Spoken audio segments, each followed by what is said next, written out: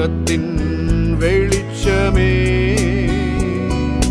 இயேசு ராஜனின் முகத்தின் வெளிச்சமே, முகத்தின் வெளிச்சமே. என் இதயம் இயேசுவுக்கு தெரியும், என் வேதனை இயேசுவுக்கு புரியும். என் தனிமை, என் சோர்வுகள் இயேசென்னை தேற்றுவார், இயேசென்னை தேற்றுவார். இன்றைக்கும் கூட இந்த வசனத்தின் வெளிச்சத்துல 2 நாளாகமும் 15வது அதிகாரம் அதில் 7வது வசனம். நீங்களோ உங்கள் கைகளை நெகிழ விடாமல் திடன் கொள்ளுங்கள். உங்கள் கிரியைகளுக்கு பலன் உண்டு என்றான். என் அன்பு தேவ பிள்ளைகளை, இன்றைக்கும் நாம் திடன் கொள்ளுங்கள் என்ற தலைப்பிலே ஒரு சில வார்த்தைகளை நாம் தியானிக்க போகிறோம். நீங்களோ உங்கள் கைகளை நெகிழ விடாமல் திடன் கொள்ளுங்கள். அண்டா நீங்கள் கவனிக்க வேண்டும், இந்த நெகிழ்ந்து போகக்கூடிய அல்லது சோர்ந்து போகக்கூடிய அந்த அனுபவத்தை குறித்து நான் ஆண்டவருடைய சமூகத்தில் இருந்த பொழுது, இந்த நெகிழ்ந்து போகக்கூடிய அல்லது நெகிழ விடாமல் பார்க்க வேண்டிய காரியத்தை குறித்து ஆண்டவர் எனக்கு தெரியப்படுத்தின காரியம் என்ன தெரியுமா? ஐயா, முடிஞ்ச அளவு போராடி பார்த்துட்டேன், இனி நான் ஒன்றும் செய்ய மாட்டேன். அதான் அந்த நெகிழ்ந்து போகிற அனுபவம் முடிஞ்சு போச்சு. சோர்ந்து போகிறதுக்கு முன்னாடி உள்ள ஸ்டெப்பு மேக்சிமம் ட்ரீட்மெண்ட் எடுத்தாச்சு. இனி அவர் என்ன செய்கிறாரோ செய்யட்டு. என்னால் முடிஞ்ச அளவுக்கு அவங்க கேட்ட எல்லா டாக்குமெண்ட்ஸையும் கொடுத்துட்டேன், எல்லா பேப்பரையும் கொடுத்துட்டேன். ஆனால் இன்னும் எனக்கு பட்டா வரல, இன்னும் எனக்கு இந்த இடத்துக்குரிய அப்ரூவல் வரல, இன்னும் அந்த லேண்டை என்னுடைய பேருக்கு சப்டிவிஷன் பண்ண முடியலை. கேட்ட டாக்குமெண்ட் எல்லாம் கொடுத்துட்டேன், என்னுடைய உழைப்பு கண்ணீர் எல்லாத்தையும் போட்டுட்டேன். ராமுழுவதும் உட்கார்ந்து ஆண்டுடைய சமூகத்தில் அழுது கதறி கொண்டிருக்கிறேன். ஆனால் இன்னும் என்னுடைய வாழ்வில் நான் எதிர்பார்த்த அந்த நன்மையை கண்டுகொள்ள முடியவில்லை என்ற ஒரு பெரிய அங்கலாய்ப்போடு, ஒரு பெரிய படபடப்போடு இந்த இடத்துல நீங்கள் இருந்து கொண்டிருப்பதை நான் பார்க்கிறேன். என் அன்பு தேவ பிள்ளைகளே, இங்கே வசனத்தில் சொல்லப்பட்டிருக்கக்கூடிய மிக முக்கியமான ஒரு அனுபவம், இந்த அபியாவுடைய மரணத்துக்கு பிறகு அவனுடைய மகன் ஆசா பொறுப்பெடுக்கிறார். இந்த ஆசா ராஜாவுடைய இந்த நாட்களிலே இங்கே சொல்லப்பட்டிருக்கக்கூடிய ஒரு மிக முக்கியமான ஒரு காரியம், 10 வருட காலம் 14வது அதிகாரத்தில் 2வது வசனம். ஆசா தன் தேவனாகிய கர்த்தரின் பார்வைக்கு நன்மையும் செம்மையுமானதை செய்தான். இந்த ஆசா பதவியேற்ற 10 வருட காலம் தேசம் அமெரிக்கையாக இருந்தது. இன்றைக்கு கிறிஸ்துவின் பிள்ளைகளாகிய நம்முடைய வாழ்க்கையில் ரொம்ப அமெரிக்கையாக, ரொம்ப சைலண்டாக, எந்த பிரச்சனையும் இல்லாமல் குடும்பத்துக்குள்ள ஒரு அமைதி தென்படும், வீடுகளுக்குள்ள ஒரு அமைதி தென்படும், நம்முடைய பொருளாதார வாழ்க்கையில் ஒரு அமைதி தெரியும். எந்த சலசலப்பும் இல்லாமல் பொறுமையாய் போய்கொண்டிருப்பீங்க. அந்த நாட்களில் நீங்களும் நானும் செய்ய வேண்டிய மிக முக்கியமான ஒன்று, கர்த்தரின் பார்வைக்கு நலமானதை, அவருடைய பார்வைக்கு நன்மையும் செம்மையானதை செய்யக்கூடிய ஒரு அனுபவம் நமக்கு இருக்க வேண்டும். ஏனென்றால் அந்த அனுபவம் இல்லாததினாலே இன்றைக்கு நாம் சோர்ந்து கிடக்கிறோம், விழுந்து கிடக்கிறோம். அடுத்த ஸ்டெப்பு வைக்க தெரியல, அடுத்தது நமக்கு ஆலோசனை சொல்வதற்கு யாரும் இல்லை. வசனம் இன்றைக்கு உங்களோடு பேசுகிறது, கர்த்தருடைய வார்த்தை உங்களுக்கு நேராய் திரும்புகிறது. என் அன்பு தேவ பிள்ளைகளே, இங்கே சொல்லப்பட்டிருக்கக்கூடிய மிக முக்கியமான ஒரு காரியம், அபியாவுடைய மகன் ஆசா அந்த அவனுடைய பதவி காலத்திலே அவன் செய்த முக்கியமான ஒன்று 14:3 அந்நிய தேவர்களின் பலிபீடங்களையும் மேடைகளையும் அகற்றி சிலைகளை உடைத்து விக்கிரக தோப்புகளை வெட்டி தங்கள் பிதாக்களின் தேவனாகிய கர்த்தரை தேடவும் நியாயப்பிரமாணத்தின்படியும் கற்பனையின்படியும் செய்யவும் யூதாவுக்கு கற்பித்து. இங்கே சொல்லப்பட்டிருக்கிறது, அவன் எல்லா பட்டணங்களிலும் இருந்து மேடைகளையும் விக்கிரகங்களையும் அகற்றினான். அவனுக்கு முன்பாக ராஜ்யம் அமெரிக்கா இருந்தது. உங்க குடும்பம் சமாதானமா அமெரிக்கையா இருக்கணும்னு சொன்னா இன்றைக்கு நீங்கள் விட்டு விலக வேண்டிய, நீங்கள் வெளியில தூக்கி போட வேண்டிய அநேக காரியங்களை உங்கள் வீடுகளுக்குள்ள வைத்திருக்கிறீங்க. தேவனுக்கு பிரியமில்லாத சில காரியங்களை பிடித்து கொண்டு நிற்கிறீங்க. ஆண்டவர் சொல்லுகிறார், நீ அதை விட்டு வெளியே வா. இந்த ஆசா அதற்கு கீழ்ப்படிந்தது மாத்திரமல்ல, அவன் செய்த மிகப்பெரிய காரியம். அந்த ஒட்டுமொத்த 5வது வசனம், யூதாவுடைய எல்லா பட்டணங்களும், அந்த ஒட்டுமொத்த தேசத்திற்கே அவன் சொன்னான், எல்லாரும் என்ன செய்யுங்க, எல்லாத்தையும் எடுத்து மாற்றிக்கொள்ளுங்க. அன்றைக்கு அவர்களுடைய நம்பிக்கை அந்த அந்நிய தெய்வங்களாக இருந்தது.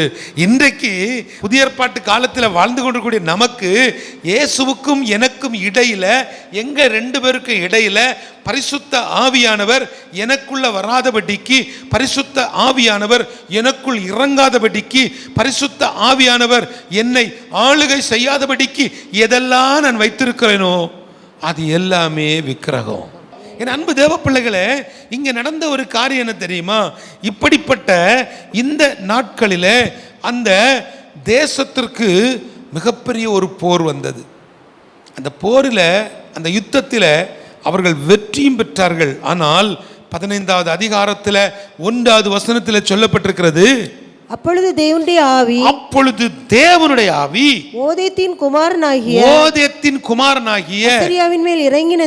அசரியாவின் மேல் இறங்கினதால். போதும் அன்பு தேவ பிள்ளைகளே, பரிசுத்த ஆவியானவரை குறித்த சத்தியத்தை அடிக்கடி உங்களோடு பேசுவதற்கு காரணம், பரிசுத்த ஆவியினுடைய அந்த அபிஷேகம், பரிசுத்த ஆவியினுடைய சத்தியம் உங்களுக்குள் இருந்தால் மட்டும்தான் உங்களால் அடுத்த நிலைமைக்கு ஆவிக்குரிய வாழ்க்கையில் முன்னேற முடியும்.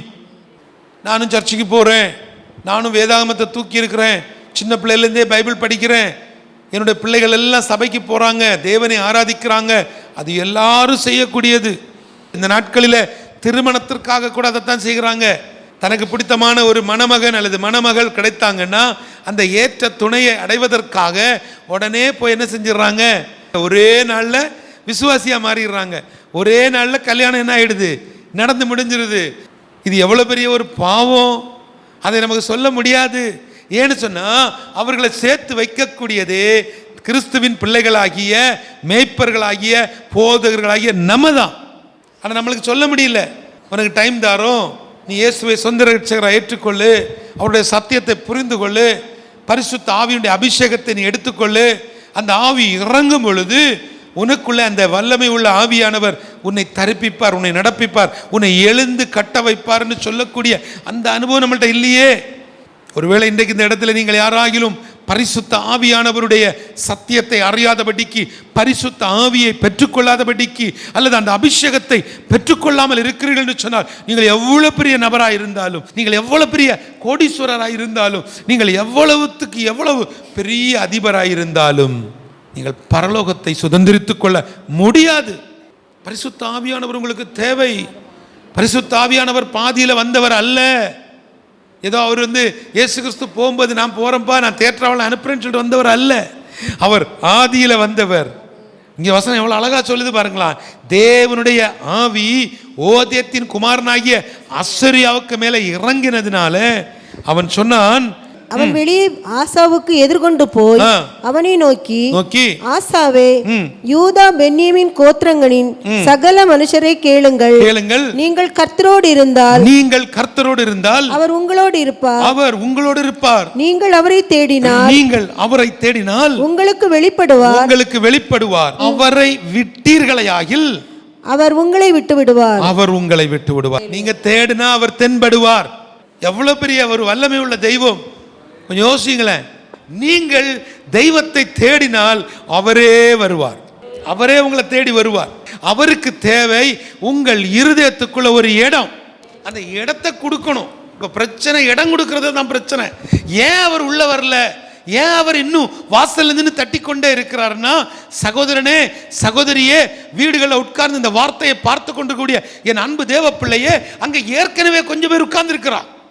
என் அன்பு தேவ பிள்ளைகளை, அவர் உள்ளே வந்து விட்டால் உங்கள் வாழ்க்கை மாறிடும். நீங்கள் அவரோடு இருப்பீர்கள், போக மாட்டீங்க. உங்களை மாற்ற முடியாது, உங்களை அவருடைய அன்பை விட்டு பிரிக்க முடியாது. நீங்கள் அவரோடு இருக்கக்கூடியது ஒரு பெரிய அனுபவம். அது உங்கள் கணவனுக்கு புரியாது, அது உங்க மனைவிக்கு தெரியாது, அது உங்க பிள்ளைகளுக்கு அந்த காரியத்தை சொன்னா புரியவே புரியாது. அந்த அனுபவத்திற்குள்ள அவர்கள் கடந்து வரும் பொழுது அவர்களுக்கு தெரியும், ஐயோ இப்படிப்பட்ட ஒரு தெய்வத்தினுடைய அன்பை இத்தனை வருட காலம் நான் ஏமாந்து விட்டேனே, மறந்து போய் விட்டேனே, இப்படிப்பட்ட ஒரு தெய்வத்தினுடைய இந்த ஒரு பெரிய ஒரு சுக அனுபவத்தை நான் எப்படி மிஸ் பண்ணிட்டேன்னு சொல்லி கண்ணீர் விடக்கூடிய நாட்கள் வரும். அது ஆனந்த கண்ணீராக இருக்கட்டும். இங்க வசனம் சொல்றது என்ன சொல்லப்பட்டிருக்கிறது? நீங்கள் கர்த்தரோடு இருந்தால் அவர் உங்களோடு இருப்பார். அப்ப உங்க அனுபவம் எப்படி இருக்கு? நீங்க சொல்ல முடியுமா? நாங்க கர்த்தரோடு இருக்கிறோம் அப்படின்னா எல்லாரும் கை தூக்கிடுவீங்க. ஆமென், கை தூக்கிடுவீங்க. கர்த்தர் உங்களோடு இருக்கிறாரா? யோசிங்க. நம்ம எல்லாரும் கர்த்தரோடு இருக்கிறோம். நம்ம எல்லாரும் அவருடைய கரத்தை பிடிச்சிருக்கிறோம். அவருடைய கரம் உங்களை பிடிச்சிருக்கா? புரியுதா உங்களுக்கு? இப்போ நம்ம எல்லாரும் அவருடைய கையை இப்படி பிடிச்சிக்கிட்டோம். ஆனால் அவருடைய கை அப்படியே மடிஞ்சு இப்படி பிடிக்கும். அந்த புடி உங்களை பிடிச்சிட்டாருன்னா கடைசி மட்டும் அவர் உங்களுக்கு சொன்னதை செய்யும் அளவும் உங்களை கைவிடவே மாட்டார். எந்த ஊருக்குள்ளால கண்ணீர் விட்டு கதறி அழுதுட்டு நின்னீங்களோ, வெக்கப்பட்டு நின்னீங்களோ, அதே ஊருக்குள்ள உங்களுடைய கொம்புகளை அவர் உயர்த்துவார். எல்லாரும் பார்த்து கண்ணீர் விட்டு கதறுவாங்க, ஐயோ நாம இவளை தப்பா பேசிட்டோம், இவனை தப்பா பேசிட்டோம், இவனை அற்பமா பார்த்துட்டோம்னு சொல்லி எல்லாரும் உங்களை பார்க்கக்கூடிய ஒரு நாளை கர்த்தர் தருவார். இயேசுவின் நாமத்தினாலே நீங்கள் அவரோடு இருக்கக்கூடிய ஒரு அனுபவத்துக்கு நேராய் நீங்கள் வரும் பொழுது நீங்கள் திடன் கொள்ளுவீர்கள். அடுத்தது இங்க வசனம் தெளிவா சொல்லுகிறது 15:3. இஸ்ரவேலில் அநேக நாளாய் மெய்யான தேவனும் இல்லை, உபதேசிக்கிற ஆசாரியனும் இல்லை, வேதமும் இல்லை. தங்கள் நெருக்கத்திலே இஸ்ரவேலின் தேவனாகிய கர்த்தரிடத்துக்கு திரும்பி அவரை தேடின போது அவர் அவர்களுக்கு வெளிப்பட்டார். கவனிங்க, 3 காரியங்கள் நீங்கள் இன்றைக்கு திடன் கொள்ள முடியாதபடிக்கு உங்களை தடுத்து வைத்திருக்கக்கூடிய 3 காரியங்கள். உங்களிடத்துல மெய்யான தேவன் இல்லை. 2வது உபதேசிக்கக்கூடிய சரியான ஆசாரியன் இல்லை. 3வது உங்களிடத்துல ஒரு வேதமும் இல்லை. நல்லா கவனித்துக் கொள்ளுங்க. வீடுகளில் உட்கார்ந்து பார்க்குறவங்க, நான் பெரிய பிஸ்னஸ் பண்ணுறேன் பிரதர், என் கடைக்கு எல்லா கிளைண்ட்டும் வருவாங்க. ஆனால் நீ பரலோகத்துக்கு போகணுன்னா நீ முதல்ல அவருடைய கிளைண்டாக மாறணும். அவர் மட்டும்தான் உன் வாழ்க்கை. என் ஆண்டவர் சொல்லுகிறார், உன்கிட்ட மெய்யான தேவன் இல்லை, உபதேசிக்கக்கூடிய ஆசாரியர்கள் இல்லை, உங்களிடத்துல ஒரு சரியான சத்தியம் நிறைந்த வேதம் இல்லை. இன்னைக்கு ஒன்று சொல்லுகிறேன், ஒரு ரகசியம். அநேக கிறிஸ்துவின் பிள்ளைகள் இந்த பரிசுத்த வேதத்தை படிப்பதற்கு பதிலாக அநேக வெளியரங்கமான புஸ்தகங்களை படிக்கிறாங்க. எப்படி திடீரென்று பணக்காரனாவது, எப்படி திடீரென்று சொல்லி ஐஸ்வர்யவான மாறுவது, ஒரே வருஷத்தில் போட்ட பணத்தை 2 மடங்காக எப்படி மாற்றுவது என்று சொல்லி புஸ்தகங்களை படித்து கொண்டிருக்கிறாங்க. என் அன்பு தேவ பிள்ளையே, உன்னிடத்தில் இருக்கக்கூடிய 5 கோடியை 10 கோடியாக மாற்றுவதற்கு நீ எத்தனையோ புஸ்தகங்களை தேடிக்கொண்டிருக்கிற, எத்தனையோ கிளாஸ் அட்டென்ட் பண்ற, எப்படியாவது கோடீஸ்வரன் ஆகிடணும், எப்படியாவது பணக்காரன் ஆகிவிட வேண்டும் என்று சொல்லி. ஆனால் ஒன்று தெரியுமா, போகும்போது வெறும் கையா போகணும். எதையும் எடுத்துகிட்டு போக முடியாது. 1 கோடியும் நம்மோடு கூட வராது. தெரு கோடியில் கிடக்கக்கூடிய ஆத்துமாக்களை இயேசுவுக்கு கொள்ளை பொருளாய் சம்பாதிப்பதற்காக ஆண்டவர் உங்களுக்கு நல்ல ஆயுசை தந்திருக்கிறார், நல்ல ஜீவன் சுகம் பலன் தந்திருக்கிறார். எப்போ பார்த்தாலும் சோர்வான வார்த்தைகள், வாயிலிருந்து நெகட்டிவான வார்த்தைகள், யார் என்ன பேசினாலும் அவர்களை உற்சாகப்படுத்தக்கூடிய வார்த்தைகள் இன்னைக்கு பஞ்சமாய் இருக்கிறது. ஒருத்தங்கள்ட்ட தைரியமா சந்தோஷமா இருங்க, ஹாப்பியா இருங்க சொல்ல முடியல. எல்லார்கிட்டையும் நம்ம என்ன செய்கிறோம்? நெகட்டிவான வார்த்தைகளை பேசிக் கொண்டிருக்கிறோம். இன்றைக்கு இந்த யூதா ஜனங்களுக்குள்ள இருந்த ஒரு பெரிய ஒரு குறைவு என்ன தெரியுமா? அவர்களுக்குள்ள மெய்யான தேவன் இல்லை, உபதேசிக்கிற ஆசாரியன் இல்லை, வேதமும் இல்லை. எத்தனை பேர் இந்த விசுவாசிகள் வீட்டில் உட்காந்து பார்த்துட்டு கூட உங்களுக்கு ஒரு தெளிவான ஒரு மேய்ப்பன் உண்டா? தெளிவான மேய்ப்பனா யார் தெரியுமா? வீட்டில் நடக்கிற காரியத்தை, நல்லதாயிருந்தாலும் கெட்டதாயிருந்தாலும் அந்த காரியத்தை முதலில் தெரிவித்து முக்கியத்துவம் கொடுக்கக்கூடிய தன்னுடைய சபை மேய்ப்பன் யாருக்கெல்லாம் உண்டுன்னு சொல்ல முடியுமா? எல்லாருக்கும் சபை உண்டு, எல்லாருக்கும் சர்ச்சு உண்டு, எல்லாருக்கும் மேய்ப்பன் உண்டு. ஆனால் உங்களுக்கு சரியான உபதேசத்தை பேசுகிற எத்தனை ஆசாரியர்கள் இருக்கிறாங்க? உங்களுக்கு எத்தனை மேய்ப்பர்கள் இருக்கிறாங்க? உங்களுக்குள்ள தேவனுடைய ஆவி இருந்தால் திடன் பெறுவீர்கள், எழும்பி பிரகாசிப்பீர்கள். அன்பு தேவ பிள்ளைகளே, இந்த வசனத்தில் கடைசியாக 7வது வசனம், நீங்களோ உங்கள் கைகளை நெகிழ விடாமல் திடன் கொள்ளுங்கள், உங்கள் கிரியைகளுக்கு பலன் உண்டு என்றான். அதுக்கு முன்பதாக ஒரு வார்த்தை இருக்குது, தேவன் அவர்களை சகலவித இடுக்கத்தினாலும் கலங்க பண்ணினார்.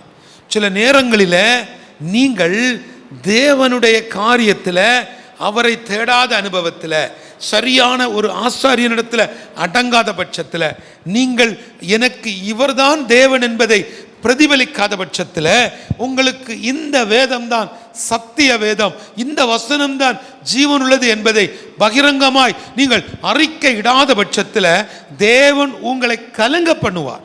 அவர் மன்னிக்கக்கூடிய தேவன்தான். ஆனால் சில நேரங்களில் அவர் தன்னுடைய கோபாக்கினியை காட்டும் பொழுது அவர் என்ன செய்வார்? அவர்களை சகலவித இடுக்கண்களினாலும் கலங்க பண்ணுவார். அப்படிப்பட்ட ஒரு கலக்கம் வரக்கூடாது. ஒரு மனுஷன் உங்களுக்கு விரோதமாய் செய்யக்கூடிய ஒரு வேதனையை, ஒரு வலியை தாங்க முடியாத நீங்கள் தேவன் கலங்க பண்ணினா உங்க நிலைமை என்ன ஆகும்? அப்படிப்பட்ட நிலைமைக்கு போய்விடாதபடிக்கு என் அன்பு தேவ பிள்ளைகளே, உங்களை ஒப்புக் கொடுங்க. ஆண்டவரே, என்னுடைய கைகளை நான் நெகிழ விடாமல் திருடுங்கள். கடைசியாக உங்கள் கிரியைகளுக்கு பலன் உண்டு என்றான். உங்க கிரியைகளுக்கு பலன் உண்டு. ஆனா இப்ப ஏன் பலன் இல்லை? நம்பிக்கையோடு காத்திருந்தீங்க, ஆனா அது ஒன்றும் நடக்கல. ஏன்னா கிரியைகளில் உங்களால் என்ன செய்ய முடியல, அதை காட்ட முடியல. 1 கொரிந்தியர் 16வது அதிகாரம் அதில் உள்ள 13வது வசனம். 1 கொரிந்தியர் 16 அதில் உள்ள 13. விழித்திருங்கள். முதலாவது விழித்திருங்கள், விசுவாசத்திலே நிலைத்திருங்கள். இரண்டாவது விசுவாசத்திலே நிலைத்திருங்கள், புருஷராயிருங்கள். மூணாவது புருஷராயிருங்கள், திடன் கொள்ளுங்கள். நாலாவது திடன் கொள்ளுங்கள். நல்லா கவனித்துக் கொள்ளுங்களேன். ஏன் இன்றைக்கு உங்களுடைய கிரியைகளுக்குள்ள பலன் வரலன்னா, நீங்கள் விழித்திருக்க வேண்டிய இடங்களில உறங்கி கொண்டிருக்கிறீங்க. நல்ல வாய்ப்புகளை ஆண்டவர் உங்களுக்கு கொடுத்திருக்கிறார். விழித்திருக்க வேண்டிய நேரங்களில் உறங்கி கொண்டிருக்கிறீங்க. அடுத்ததாக உங்களுடைய தனிப்பட்ட வாழ்வில் உங்கள் விசுவாசத்தினுடைய அளவுகோல் மிக முக்கியமாக இருக்கிறது. நீங்கள் உங்களுக்குள் இருக்கக்கூடிய அந்த விசுவாசத்தின் அளவுகோலை உங்களுக்குள் வளர்க்க செய்ய முடியும். கர்த்தர் சொல்லுகிறார், உன்னுடைய கிரியைக்கு பலன் உண்டு. உன் ஆகாரத்தை தண்ணீர் மேல போடுங்க, அதன் பலனை நீங்கள் நிச்சயமாய் பார்ப்பீங்க. அடுத்தது ரொம்ப ரொம்ப முக்கியமா இருக்க வேண்டிய காரியம், புருஷராயிருங்கள். புருஷராயிருங்க. ஆண்களா இருந்தாலும் பெண்களா இருந்தாலும் அந்த புருஷத்துவம்னு சொல்லுவோம். அந்த ஒரு கெப்பாசிட்டி, பிரின்சிபல், உங்களுக்குன்னு ஒரு பிரின்சிபல் வச்சுக்கோங்க. அதுதான் அந்த புருஷத்துவம். உங்களுக்கு கர்த்தர் என்ன தரிசனம் கொடுத்தார், அந்த தரிசனத்தை கடந்தோடுகிறவர்கள் படிக்கும்படியாக எழுதி வைங்க. சகோதரி, உனக்கு ஆண்டவர் ஒரு தரிசனத்தை கொடுத்திருப்பார், உனக்கு ஒரு அழைப்பை கொடுத்திருப்பார். அந்த அழைப்பை கர்த்தர் உங்களுக்கு உறுதி பண்ணணும். ஆண்டவர் உங்க கூட பேசணும். கர்த்தர் தம்முடைய பிள்ளைகளின் மூலமாக அடையாளங்களை தருவார். ஆனால் ஆண்டவர் உங்களுக்கு கொடுத்த தரிசனத்தை உறுதிப்படுத்த வேண்டுமானால் ஆண்டவரே பேச வேண்டும். ஆண்டவரே, நீங்க என்கிட்ட பேசுங்க, நீங்க பேசலைன்னு நான் சோர்ந்து போயிடுவேன். எனக்கு கிரியை இருக்குது, நான் உமக்காக நின்று இருக்கிறேன், இவ்வளவு காரியங்கள் நான் செய்திருக்கிறேன், எனக்கு ஒரு விசை மனம் இறங்குங்கன்னு கேட்கும் பொழுது எசேக்கியாவுக்கு நடந்தது போல உங்களுக்கும் கர்த்தர் ஆயுசை கூட்டி கொடுப்பார். உங்களுக்கு நல்ல வழி வாசல்களை திறந்து கொடுப்பார். எந்த இடத்துல ஊழியம் செஞ்சோம் பிரதர், 15 வருஷமா ஊழியம் செய்கிறேன், ஒரு ஆத்துமா கூட இந்த ஊருக்குள்ளேருந்து வரவே மாட்டாங்க. நான் உங்களுக்கு சொல்லுகிறேன், பயப்படாதீங்க, திடன் கொள்ளுங்கள், எழும்புங்க, எழும்பி கர்த்தருக்காக நில்லுங்கள். எந்த ஊருக்குள்ள ஆத்துமாக்கள் வராது, இனி இங்க ஊழியம் செய்ய முடியாதுன்னு பேக்கப் பண்ண ரெடியா இருக்கிறீங்களோ, அதே ஊருக்குள்ளால தேவனுடைய ஆவியானவர் உங்களோடு கூட நின்று செயல்படுவார். உங்கள் கிரியைக்கு பலன் உண்டு, நீங்கள் வடித்த கண்ணீருக்கு பலன் உண்டு. உங்களுடைய தனிப்பட்ட வாழ்க்கையினுடைய ஒவ்வொரு காரியங்களிலேயும் கர்த்தருடைய கரமே செயல்படும். நான் ஒரு காரியத்தை சொல்லுகிறேன், ஆண்டவருக்காக நீங்கள் ஒரு தீர்மானத்தை எடுத்தா ஒன்று மட்டும் சொல்லுங்க, ஆண்டவரே எங்கள் கிரியை கொஞ்சம் நினச்சி பாருங்கப்பா. ஆண்டவர்கிட்ட கேட்டுருங்க, ஐயா ஏதாவது கொஞ்சம் பார்த்து என் கிரியைக்கு தக்க ஏதாவது ஒரு பலனை தாங்கப்பான்னு நீங்கள் அழும் பொழுது இது வரைக்கும் உங்களுக்குள் அடைக்கப்பட்ட வாசல்களை கர்த்தர் திறந்து தருவார். என்னுடைய கவலைகள் எல்லாத்தையும் விசாரிக்கக்கூடிய ஒரு தெய்வம் உண்டு, என்னை விசாரிக்கக்கூடிய ஒரு தெய்வம் உண்டு, என் கிரியைகளை பார்த்து அதற்கான பலனை தரக்கூடிய ஒரு தெய்வம் உண்டு. எல்லாவற்றுக்கும் மேல நீ நெகிழ்ந்து போயிடாத, நீ சோர்ந்து போயிடாத, நீ உடைஞ்சு போயிடாத, நான் உன் கூடவே இருக்கிறேன், நான் உனக்கு போதித்து நீ நடக்க வேண்டிய வழியை உனக்கு காட்டுவேன், உன்மேல் என் கண்ணை வைத்து உனக்கு ஆலோசனை சொல்லுவேன் என்று சொன்னவர். இன்னைக்கு ஒரு வார்த்தை சொல்றேன், நீங்கள் உங்களோட தனிப்பட்ட வாழ்க்கையில உங்களுக்குன்னு ஒரு தெய்வம் இவர் தாங்க. இல்லை, இயேசுவும் ஒரு தெய்வங்க. அது எப்படி இயேசுவும் ஒரு தெய்வம்? இயேசுவும் ஒரு தெய்வம். யாராவது சொல்றீங்களா? இயேசுதான் தெய்வம். அப்படி சொல்லணும். இயேசுதான் தெய்வம். என்னுடைய விசுவாசம் என்னுடைய ரட்சிக்கும். ஜெபிக்க போறோம். நீங்க சொல்லணும், ஆண்டவரே நீங்க தான் தெய்வம், நீங்க தான் என்ன தொடணும். இப்ப நாங்க ஜெபிக்கும் பொழுது ஒருவேளை இந்த இடத்துல யாராகிலும் பரிசுத்த ஆவியுடைய அபிஷேகம் பெற்றுக்கொள்ளாம இருக்கிறீங்கன்னா, அந்த அபிஷேகத்தை வாயை திறந்து கேளுங்க. உன் வாயை விரிவாய் திற, நான் நிரப்புவேன் என்று சொல்லி கர்த்தர் சொல்லுகிறார். இன்றைக்கு அபிஷேகம் பெற்றுட்டீங்கன்னா உங்க வாழ்க்கை மாறிடும். உங்க பிள்ளைக்கு கல்யாணத்துக்காக கஷ்டப்படுறேன் பிரதர், திருமணத்துக்குன்னு சொல்லி ரொம்ப வருஷம் காத்திருக்கிறேன், திருமணம் முடிஞ்சிடுச்சு, குழந்தை பாக்கியத்துக்கு ரொம்ப வருஷம் காத்துட்டு இருக்கிறேன், குழந்தை கருவாயிடுச்சு, டாக்டர் சொல்றாங்க இப்படி இருக்கு அப்படி இருக்குன்னு. ஒன்றும் இருக்காது. சுகப்பிரசவத்தை கர்த்தர் கொடுப்பார். செய்ய வேண்டிய காரியம் என்ன தெரியுமா? உங்க கிரியைக்கு தக்க பலனை அவரிடத்துல கேட்கணும். செஞ்சதுக்கெல்லாம் பலன் குடும்பத்தில் உள்ளவங்கள்ட்ட கேட்காதீங்க. அருமையான சகோதரிகள், கணவனிடத்திலிருந்து எப்போதும் பலனை எதிர்பார்த்துருக்கிறீங்க. அருமையான சகோதரர்கள், உங்க பிள்ளைகள் என்ன கொடுப்பாங்கன்னு காத்துட்டே இருக்கிறீங்க. இந்த உலகத்தில் உங்க பிள்ளைகள் உங்களுக்கு என்ன தருவார்களோ இல்லையோ, பரிசுத்த தேவன் வானத்தின் பலகணிகளை திறந்து தருவார். ஒரு நாளும் உங்களை அப்பத்துக்கு இறந்து திரிய வைக்க மாட்டார். அப்படியே எழும்பலாம், அப்படியே எழும்பலாம். வேகமாய் சொல்லுங்க, விழித்திருப்பேன், விசுவாசத்தில் நான் நிலைத்திருப்பேன், புருஷனாய் இருப்பேன். அந்த கெப்பாசிட்டி, புருஷத்துக்குள்ள கெப்பாசிட்டி, ஆண்டவரே நான் நீ குழந்தையா இருக்க மாட்டேன்ப்பா, வசனத்தை என் வாழ்க்கைக்குள்ள நான் கொண்டு வந்துட்டேன், இந்த வசனம் என் வாழ்க்கை மாறி. எல்லாரும் கண்களை மூடி ஜெபிக்கலாமா? திடன் கொள்ளுங்கள், திடன் கொள்ளுங்கள். இயேசுவின் நாமத்தினால நீங்களோ உங்கள் கைகளை நெகிழ விடாமல் திடன் கொள்ளுங்கள். உங்கள் கிரியைகளுக்கு தக்க பலன் உண்டு. கிருபையும் இரக்கமும் நிறைந்தவரே, பரிசுத்தமுள்ள எங்கள் நல்ல தெய்வமே, இந்த வசனத்தின் வெளிச்சத்துக்குள்ள திடன் கொள்ளுங்கள் என்று சொல்லி நீர் எங்களுக்கு தந்த இந்த வார்த்தைக்காக நன்றி செலுத்துகிறேன் அப்பா. உங்க கரம் என் மேல படணும், உங்க கரம் என்னை தொடட்டும் ஆண்டவரே. ஒரு விசை மனம் இறங்குங்கப்பா, ஒரு விசை மனம் இறங்குங்க ஆவியானவரே. அப்பா, இந்த நேரத்திலையும் கூட பரிசுத்த ஆவியான அபிஷேகத்துக்காக பரிசுத்த ஆவியை இறங்க வேண்டும் என்று சொல்லி அநேகர் இந்த இடத்துல ஜெபித்துக் கொண்டிருக்கிறாங்க. இப்பொழுது நீங்கள் வாய்களை திறந்து கேட்டால் பரிசுத்த ஆவியுடைய வல்லமை உங்களை ஆட்கொள்ளும். நீங்கள் விழித்து எழும்புவீர்கள். நீங்கள் கர்த்தருக்காக வைராக்கியமுள்ள ஒரு சாட்சியாய் எழும்புவீர்கள். ஆண்டவரே, எனக்கு திடன் கொள்ளக்கூடிய ஒரு அனுபவத்தை தாரும் ஆண்டவரே. அதற்கு காரணமாய் இருக்கக்கூடிய என் கிரியைகளுக்கு தக்க பலனை நீர் தர வேண்டும் என்று சொல்லி ஜெபிக்கிறோம். விசேஷமாக இந்த நாளிலேயும் கூட இந்த வார்த்தையை கேட்டு என்னோடு கூட ஜெபிக்கக்கூடிய ஒவ்வொரு தனி நபருக்காய் ஜெபிக்கிறேன். சகோதரா, கர்த்தர் உன்னோடு இடைப்பட்டு கொண்டிருக்கிறார். உனக்கு புரியாத காரியம், உன்னை நம்பி லோன் தர்றதுக்கு நிறைய பேர் இருக்கிறாங்க, உன்னை தூக்கி வச்சு கொண்டாடுறதுக்கு நிறைய பேர் இருக்கிறாங்க. இப்போ உனக்கு ஒரு நல்ல வார்த்தையை சொல்லுகிறேன். இன்றைக்கு நீ விழித்து கொண்டா, இன்றைக்கு நீ உன்னுடைய விசுவாசத்தில் நிலைப்படுத்தப்பட்டா, நீ ஒரு புருஷனா மாறினா, கர்த்தர் உன் கூட இருப்பார். அவர் உன்னை திடன் கொள்ள செய்வார், உன் கிரியையை மாற்றுவார். உனக்குள்ள இருக்கக்கூடிய துர்க்கிரியைகள், உனக்குள்ள இருக்கக்கூடிய எரிச்சலின் ஆவிகளை கர்த்தர் மாற்றுவார். பலருக்கு பிரயோஜனமுள்ள ஒரு பாத்திரமாய் இருக்க வேண்டிய நீ பலருடைய பேச்சை கேட்டு, நண்பர்களுடைய பேச்சை கேட்டு நீ இன்றைக்கு அநேகருக்கு தவறான காரியங்களை செய்து கொண்டிருக்கிறார். அதனால தான் உன் வாழ்க்கையில கிரியைக்கு தக்க பலன் துர்க்கிரியா நடந்து கொண்டிருக்கிறது. நீ நினைக்கிறது எதுவுமே நடக்கல. இன்னைக்கு ஒப்புக்கொடு சகோதரனை, ஒப்புக்கொடு.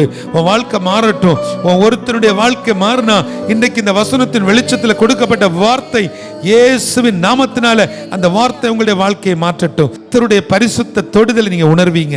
வீடுகளை உட்கார்ந்து என்னோடு கூட ஜெபிக்கிறவர்கள், உங்களுடைய பலகீனப்பட்ட இடத்துல உங்க கைகளை வைங்க. ஒருவேளை மற்றவங்க பார்க்கறாங்கன்னு சொல்லி நீங்க கூச்சப்படுறீங்கன்னா உங்க கைகளை எடுத்து இருதயத்தில் இப்படி வைங்க. கிருபையும் இரக்கமும் நிறைந்தவரே, பரிசுத்தமுள்ள நல்ல தெய்வமே, உமக்கு நாங்கள் நன்றி செலுத்துகிறோம் ஆண்டவரே. இப்பொழுதும் கர்த்தாவே, என் நாமத்தினால நீங்கள் எதை கேட்டாலும் நான் தருவேன் என்று சொன்னீங்களப்பா.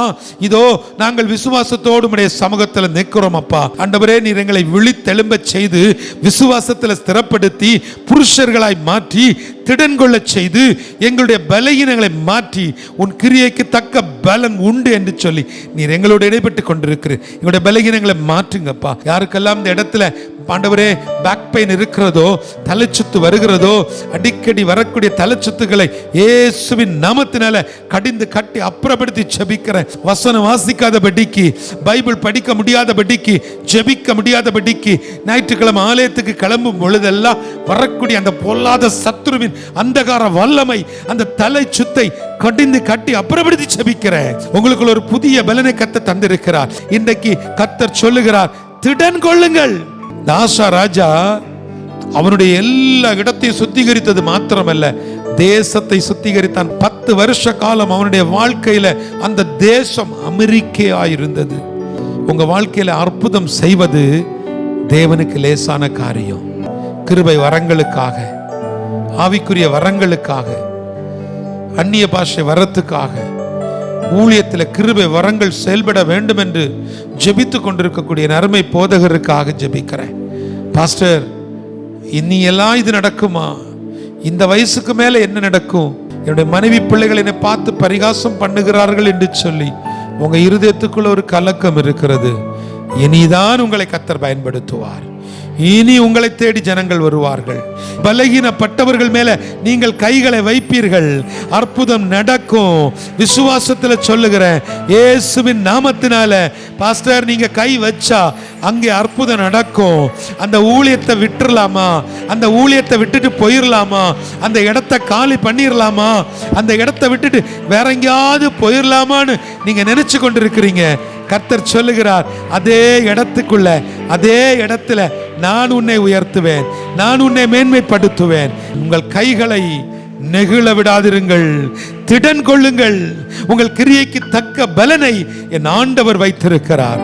கிருபை உள்ள நல்ல தெய்வமே, நீர் செய்கிற அற்புத அடையாளங்களுக்காய் நன்றி ஆண்டவரே. இது நிமித்தம் உங்க நாம மாத்திரம் மகிமைப்படட்டும்.